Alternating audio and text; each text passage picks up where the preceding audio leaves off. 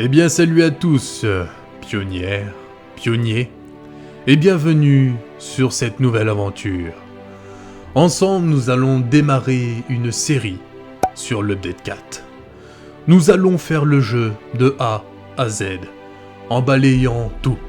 Nous allons avoir toutes les différentes centrales électriques, du charbon au nucléaire, et également tout type d'usines. Des usines béton, sur le fer, le cuivre, et nous allons aller jusqu'aux façonneuses. Enfin, si j'y arrive. Alors ensemble, nous allons suivre une aventure, avec des épisodes assez réguliers, sur mes avancées, sur mes projets, sur mes interrogations, sur mes soucis, et c'est déjà pas mal en fait. Et clairement, ceci va permettre de partager, d'échanger, et aussi de trouver des solutions, régler des problèmes ensemble. Tout au long de cette aventure, je vais m'appuyer sur vous, la communauté. Je vais essayer de résoudre des problèmes que vous avez dans vos games ou dans ma game.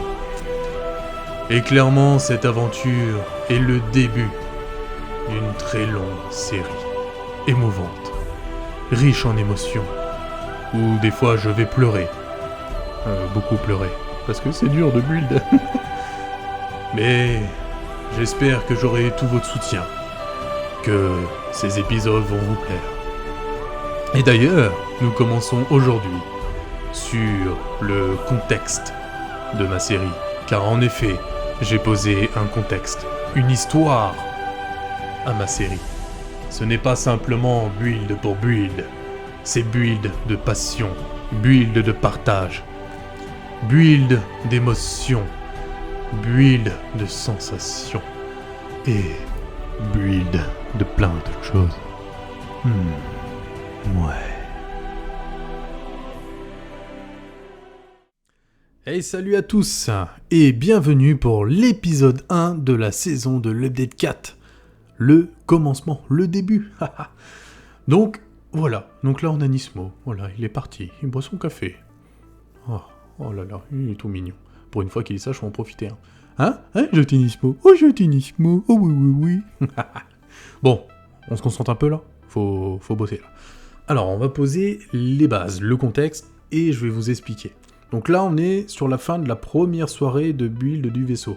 On a le côté hub qu'on a construit sur une petite plateforme vite fait, et on a un réseau d'hyperloop qui va du hub au vaisseau avec tout un réseau électrique, voilà, qu'on voit là au niveau de la passerelle, tic tic tic tic tic tic, et du vaisseau, ça va aller jusqu'à un stockage centralisé, un autre hyperloop là-bas. Le stockage centralisé qu'on a importé d'une map de Nismo en blueprint, simplement, car il nous fallait des ressources. Une centrale provisoire de charbon afin de nous générer de l'électricité. Pourquoi de l'électricité ? Simplement car pour le build, il nous faut tout un réseau électrique afin de build avec les overpacks. Donc en fait, on a fait tout un système d'échafaudage dessous afin de pouvoir être tranquille dans le build. Et partout dans le vaisseau, je vous garantis qu'il y a des pylônes à droite à gauche. Voilà. Donc ça nous permet de build. La colonne que j'ai faite ici, pourquoi ? Quand tu es trop loin, tu tombes et tu dois remonter à pied parce que le overpack se déconnecte et tu dois faire ça. Et voilà. Tu le fais une fois, deux fois, trois fois, après t'en as plein le cul. Donc j'ai fait ça, voilà. C'est simplement. Donc j'ai mis un câble tout le long. Vous voyez qu'il y a des poteaux un peu partout, comme je vous l'ai dit. Donc voilà. On va poser le contexte. En fait, ce vaisseau-là va être un espèce de stockage centralisé de ressources pour débuter la game. Donc voilà, donc là on se trouve dans le pont inférieur et on a des racks de conteneurs. Un rack de 9 conteneurs, ça va être l'équivalent d'une ressource. Donc voilà, donc une ligne comme ça, c'est 9 conteneurs, c'est un rack, c'est une ressource. On a toutes les ressources du jeu qui seront à terme dedans. Voilà, pour le moment ils sont vides parce qu'on est en cours de build. Mais voilà, donc un rack c'est ça. Pourquoi des racks ? L'idée c'est un vaisseau porte-conteneur, voilà, ça c'est un rack. C'est un vaisseau porte-conteneur. L'idée c'est qu'une grue ou un vaisseau vienne choper une cassette, un rack entièrement, le décrocher quand il est vide et vienne en enclipser un autre. Voilà, c'est comme ça qu'on vient charger le vaisseau. Ça c'est dans l'histoire. Voilà, faut se mettre dans ma tête quoi, c'est un peu bizarre des fois. Donc, Pourquoi un vaisseau de ressources? Parce que en fait, j'ai décidé de commencer une game, une saison. Alors je vais faire le jeu de A à Z, sans louper aucune étape. Mais par contre, je me suis octroyé de débloquer tous les paliers, tous les jalons, toutes les recettes, tout le MAM. Pourquoi? J'ai quelques milliers d'heures derrière moi, à peu près 1700 heures. J'ai fait plusieurs games, j'ai fait plusieurs fois les jalons, j'ai débloqué plusieurs fois les recettes en explorant. Voilà. Pour moi, je trouvais pas très intéressant de rush, parce que c'est ce que j'aurais fait pendant 100 heures. J'aurais rush le jeu sur une starter base afin de tout débloquer et ensuite partir sur du build définitif. Je préférais direct partir sur des builds définitifs, c'est-à-dire que si je fais une usine à béton, elle sera définitive. Forez MK3, tapis V5, enfin voilà, optimisé à mort avec les recettes alternatives ou pas, selon mon choix. Je peux vraiment partir sur du build définitif. Donc ça, c'est mon choix. Comme ça, tout ce que je construis va me suivre toute la game. Voilà. Et forcément, je vais pas courir tous les jalons, parce que le but, ça va être de faire tous les items, et ces items-là, les ramener dans un stockage centralisé énorme. Un truc de papa, quoi. Donc voilà. Voilà pourquoi le vaisseau. Alors l'histoire, vous l'avez compris, je me suis paumé sur la planète parce que mon vaisseau a explosé. J'ai lancé un SOS et le vaisseau de la VGP m'est venu en aide. Forcément, une fois arrivé ici, après avoir fait un bond hyperspatial, il n'avait plus assez de nucléaire pour repartir en bond hyperspatial. Donc le vaisseau est venu m'aider, mais maintenant il est bloqué parce qu'il n'a plus assez d'énergie. Donc on va faire toute la saison pour aller jusqu'au nucléaire, débloquer le nucléaire et pouvoir repartir ensemble avec le vaisseau. Donc voilà. Donc ça c'est l'histoire, c'est les bases, je vous les pose afin que vous compreniez. Le vaisseau, il s'appelle VGP comme le Discord où je suis. Le lien en description. Et il a été fait en coopération. Donc dans cette game-là, il va y avoir des builds en moi solo et des builds en coop. Là, vu que c'était un vaisseau à l'effigie de la VGP, j'ai voulu partager l'aventure avec mes petits camarades de la VGP, au nom de Matlot, Nismo et Abby. Voilà, donc tous les quatre, on a sorti ce beau bébé. J'ai pris énormément plaisir et j'ai passé un super moment à build ce vaisseau et j'ai tellement adoré. Clairement, je vous le dis, c'est le premier projet. Il y en aura d'autres. J'ai déjà commencé à préparer le terrain pour un deuxième projet en coopération avec les copains. Et voilà. Donc, on va faire une petite ellipse et on va passer sur le projet fini. Allez, c'est parti. Allez, on se retrouve pour la dernière partie de la vidéo. Comme vous voyez, on a bien avancé. C'est le produit fini, voilà. Donc on est quand même sur un build, je dirais à 98% sans mode, clairement. Les seuls trucs qui sont avec mode, c'est les parties inclinées devant, et j'en ai un petit peu derrière les parties inclinées ici, sur mon curseur, que j'ai fait avec le micromanage, mais qui sont faisables avec le calculator. Et d'ailleurs, au calculator, ça sera beaucoup plus précis et propre que au micromanage, qu'on soit d'accord. Donc en vrai, même sans Satisfactory Mode Manager, on peut faire ce vaisseau, ce build. Alors, vous voyez des vaisseaux en plus, ici, des chasseurs TIE de Star Wars. Je me suis éclaté à reproduire ça, que avec des items du jeu. Et pareil, hein, ça a été déplacé au micromanage. Voilà. Et du coup, j'ai fait des petites squadrons et tout. Pourquoi ? Parce que un vaisseau comme ça n'est pas dédié à se défendre. À part un canon, il est très peu mobile.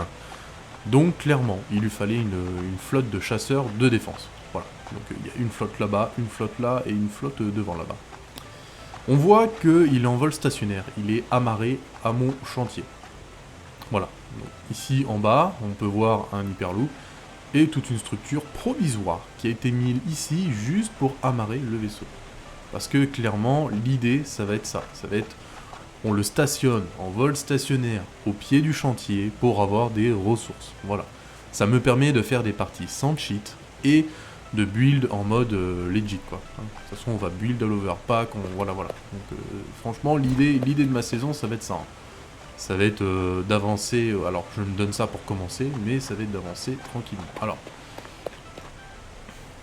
hop là, alors je tourne pas trop la caméra parce que j'ai commencé à muer la suite des épisodes. Hop.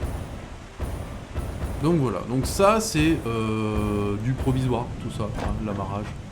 Alors, on peut voir d'ici le dessous du vaisseau. Alors effectivement il n'est pas tout plat le vaisseau, il a été build de façon vraiment design ergonomique. Et voilà. Donc, quand on voit les pastilles, enfin, le dessous qui est à moitié bombé, tout ça, ça c'est l'ami Matelote qui s'est affairé à faire ça, à trouver comment rendre ça joli, et franchement, c'est super harmonieux. Moi j'adore. Donc le dessous du vaisseau est travaillé, mais voilà, enfin, dans le détail. Le projet, dans le détail, est travaillé, c'est un truc de dingue, quoi. Franchement, moi j'adore. Alors, on va aller faire un petit tour dans le vaisseau. Vous voyez, les chasseurs TIE là sont vraiment simples. Il y a peu de composants différents pour le build, mais ça fait son petit effet. Moi j'aime bien. Moi j'aime bien. Hop là. Alors, on va s'équiper de ça. On va essayer de... Voilà. Donc, vous voyez le dessous du vaisseau un peu? C'est...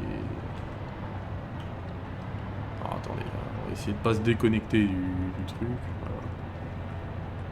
Clairement, moi, ça me botte. C'est génial. Ouais. Donc, ça, en fait, ça va être la petite passerelle d'arrimage. Et d'entrée du vaisseau par le dessous. Il y a d'autres entrées un peu plus dissimulées, mais en fait cette passerelle là dans l'histoire se déplie afin de pouvoir amarrer le vaisseau comme ici. On va profiter d'être dehors, tiens, et on va aller voir un peu les extérieurs, parce qu'il y a plusieurs choses à voir. Alors déjà, le pont, ça c'est le poste de commande, il est énervé quoi. Donc on a un canon ici, avec des luminaires extérieurs. Le canon, clairement, c'est un méga canon, il est très peu mobile, tout comme le vaisseau, mais il a le mérite d'être là et de pouvoir se défendre au minimum. Alors intéressant, voilà, quand on voit la longueur du pont là, bon, moi j'adore. Alors ce qui est génial, c'est... alors moi ici j'ai mis des petites barrières de finition je trouve, mais il y a du vitrage, et clairement quand la nuit, le jour tombe, et ben ça donne vraiment un éclairage dans le vaisseau qui est très intéressant. Alors, je vais vous montrer un truc, parce que là on est vraiment sur quelque chose de stylé je trouve. Regardez l'avant du vaisseau. Il est vraiment monstrueux. Il est très très beau. Alors on voit le... Hop là. On voit le stockage de batterie qui permet au vaisseau d'avoir une autonomie et aussi d'alimenter les hyperloops pour le chantier. L'avant du vaisseau, c'est Nismo qui s'est affairé à faire ce truc là. Et franchement, le rendu est juste dingue quoi. Très très joli. Je valide entièrement. On va y revenir, mais de vue intérieure. Vous voyez, on a mis du câblage ici avec les plots, machin, c'est esthétique, mais c'est mignon. On a éclairé toutes les parties du côté du vaisseau, et on peut voir le nom du vaisseau a été fait en tuyau. Voilà, ça c'est Abby qui nous a fait ça. Le rendu est juste impeccable. Les GP. Franchement, moi ça tape. Je trouve que ça tape. C'est génial. Alors, vous allez me dire, oh, t'as des canons sur le côté, et ouais, Nismo il s'est éclaté à faire ça. Et le gros avantage, alors, là ils sont éteints parce qu'en fait, sinon ça consomme de l'énergie pour rien. On peut les allumer ici, c'est moi qui ai câblé ça. Alors, tout le câblage électrique du vaisseau, je m'en suis occupé. Bon, c'est pas bien compliqué, hein, j'ai pas fait de miracle. L'avantage du canon, par exemple là quand il est amarré, et ben il nous tire à peu près dans les 800 mètres. Grosso modo, t'arrives là-bas. C'est juste super pratique. Comme ça, tu te catapultes où tu veux. C'est assez génial. Alors, on va l'éteindre parce que ça bouffe de l'énergie, et vu qu'on est sur batterie, c'est pas le top. Alors, tant qu'on est dehors, on va profiter pour aller voir un petit truc. Alors, je me suis mis ici afin de mieux voir les propulseurs du vaisseau. Clairement, ils sont juste aberrants en termes de taille et d'esthétisme, hein, on va pas se mentir. Donc au centre, il y a un gros propulseur central, hein, qui va servir à pousser le vaisseau dans le sens de la marche, hein, clairement. Et sur le côté, on a des petits propulseurs, ça va être les propulseurs de direction. On y a calé des luminaires, et enfin voilà, il n'y a pas de mots. L'effet visuel est au rendez-vous, plus que plus. Et franchement, je trouve que ça rend mais très très bien comme ça. Donc ça, pareil, hein, ça a été fait, Matelas nous a filé la main, Abby et Nismo, et moi-même, de toute façon, on était tous les quatre à bosser dessus, donc ça a donné ça. Le résultat, moi, je le valide. C'est validé. Et oui, les amis, c'est validé. Allez, je retourne au vaisseau.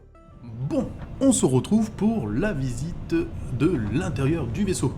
Allez, c'est parti. Donc, hop, petite cage d'escalier, tranquille. Et voilà. J'adore ce... Alors ici, on est entre guillemets au premier étage, au pont inférieur du vaisseau. Et clairement, j'adore le visuel, hein, ça en impose. Faut quand même se dire que vu la démesure des choses, nous sommes dans un vaisseau. Voilà. Alors, on va voir toute une partie vitrée, hein. C'était pour regarder, on va dire, l'aspect visuel, se séparer aussi de l'extérieur pour le côté RP, et que la lumière ne sorte pas aussi du vaisseau, c'est un double tranchant. Donc voilà, donc on voit la structure du vaisseau, il y a vraiment une ossature du vaisseau. Hop, on continue, donc une petite porte en dessous pour un point de vue. Voilà, donc on est totalement à l'avant du vaisseau là. Et juste au-dessus, justement, on va aller voir un truc assez intéressant. Ça. Donc ici, on a tout le stockage de batterie du vaisseau. Voilà. Donc, clairement, quand on voit autonomie 30%, il me reste 40 minutes, quoi. Il y a à peu près 2h15 d'autonomie pour le vaisseau en toute lumière allumée. Lumière éteinte, on a à peu près 6 heures d'autonomie pour alimenter les hyperloops seulement. C'est pas énorme, c'est suffisant, mais bon, à terme, quand il sera en vol stationnaire, là c'est pas le cas parce que j'ai pas encore de centrale électrique, j'ai pas encore de réseau électrique, mais comme je vous dis, à terme, il y aura un réseau électrique, le vaisseau, quand il sera amarré sur un chantier, il sera raccordé au réseau. Donc là, on est vraiment dans un cas où on a quand même besoin des batteries. Après, c'est pas grave, je vais recharger ça certainement avec de la biomasse. Il n'y a pas de souci. À terme, je pourrais peut-être augmenter le stockage de batterie du vaisseau. Parce que dans les armatures, ici, derrière, on a du vide. Voilà, vous voyez, ici, on entreaperçoit du vide. Je pourrais venir fermer ici, mettre des batteries. C'est une idée, une hypothèse. Voilà, voilà. Alors, on continue, on grimpe. Voilà, ça va nous faire dégueuler de monter comme ça, j'adore. Waouh. Voilà, le pont supérieur, là où on a le stockage centralisé des ressources. Enfin, je reste sans mots parce que moi je trouve ça beau personnellement. On a eu une petite touche ici de Abby qui nous a mis des tuyaux un peu partout. Clairement, le rendu est dingue, ça fait super quoi. Quand on voit ça, tu vois, c'est génial. Très bonne idée, moi j'adore. Alors, vous allez me dire, ouais, mais Charlie, t'as mis ton stockage comme ça, tu peux pas ramasser tes ressources. Alors, si, on va pouvoir ramasser les ressources, il suffit juste de s'approcher et on peut cliquer sur le conteneur qui est derrière. Donc c'est pas gênant, c'est pas gênant. Après, effectivement, il est grand, donc le béton est là-bas. Ici, on a les IA, bon, faut galoper un peu. Et je voulais vous montrer ça, surtout. Ce point de vue-là. Voilà. À vous d'apprécier. C'est une vue du vaisseau que je trouve juste dingue, quoi. Voilà. Et ça, c'est Nismo qui nous a fait le petit avant du vaisseau, comme ça, comme j'ai dit tout à l'heure. C'est de toute beauté. Oh, oh, c'est tellement beau. Oh, j'en ai la larme à l'œil. Oh, oh oui, oh là là. Allez, on continue les loulous. Donc voilà, donc un projet magnifique. Donc là maintenant on va se diriger au niveau du poste de commande. Le poste de commande va nous permettre de gérer tout l'éclairage, les luminaires du vaisseau, que ce soit ici, au point inférieur, l'éclairage extérieur du vaisseau, tout est géré, centralisé là-haut. Hop hop hop, on grimpe, on grimpe, on grimpe. Ah oui, ici il y a une petite porte, c'est pour... Bah tiens, on va éteindre ça, parce que ça va... Hop, ça va me pomper toute l'énergie en vrai. Le petit boost, mais ça on l'a vu tout à l'heure. Tac, on continue. Et voilà, on arrive au poste de commandement. Ce que j'adore dans le poste de commandement... alors, clairement, on a build des choses. Alors, sur l'extérieur, la casquette qu'il va y avoir du bâtiment ici, on peut voir là, ça va être plus simple. Donc ça, c'est Nismo qui nous a fait ça. La petite casquette et tout. Le canon aussi, on a bidouillé ça tous ensemble. Et l'intérieur du poste de commande, clairement, c'est Abby qui nous a décoré ça magnifiquement, quoi. C'est assez génial parce que il y a des différentes hauteurs. Par exemple, ici, on va descendre pour aller vers des petits postes de commandement comme ça, des choses, tu vois. On peut winner les petits boutons ici. Ensuite, on va avoir un autre pont en hauteur avec ici un accès au MAM et autres. Ici, on va avoir un peu de stockage. Enfin voilà, il y a des différences de hauteur, tout est habillé pour, et franchement j'adore. Donc voilà, ça, petit poste de commandement. Alors, moi ici je me suis éclaté justement à ramener toutes les lecs à cet endroit-là. Donc en fait on voit que c'est des trucs pour faire la gestion des éclairages. Moi je les ai mis par secteur. Ici en rouge, bah, ça va être mes propulseurs. Ça c'est quand on accélère, tu vois. Donc ça va être mes propulseurs, hein. Si je mets mes propulseurs en haut, ça va faire dégueulasse. Donc là, ils sont éteints. Tout ce qui va être lumière extérieure et autres, tout ce qui va être lumière intérieure, les ponts et les postes de commandement. Et ici, j'ai un intergénéral. Cet intergénéral-là, en plot A, ça va vers mes batteries qui sont devant. Et le plot B, il alimente ça, ça et ça. Voilà, ça permet vraiment d'alimenter tous mes luminaires. Eh bien écoutez, on va se laisser là-dessus. J'espère que la visite du projet en coop vous aura plu. Sachez que sur ma game, à l'avenir, je vais faire des builds solo. Hein. Et également, il y aura d'autres builds en coopération, clairement. Parce que c'est super fun, c'est très intéressant et enrichissant. Donc voilà, donc on va avancer comme ça, tranquillement. On va...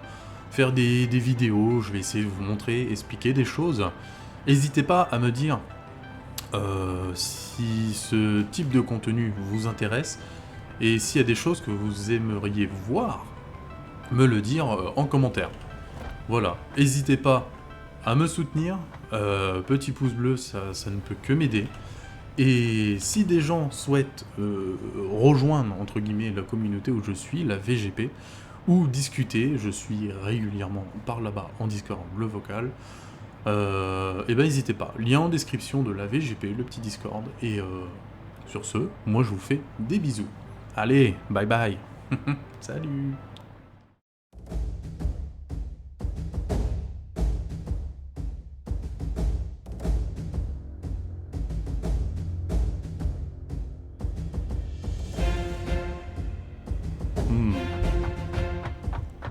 Ah, da. Nous devons tester les nouveaux canaux à propulsion. Nous tester la distance d'envoi d'un être humain. Nous faire des tests tout de suite. Oh. Camarades, je vous dis adieu.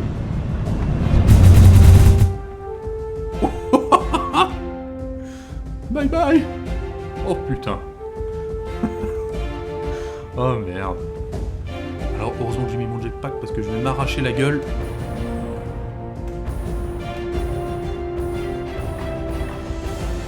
Oh. Et on va pas se mentir, je crois que le canon il marche bien quand même. Wow. Voilà, voilà. N'importe quoi. N'importe quoi.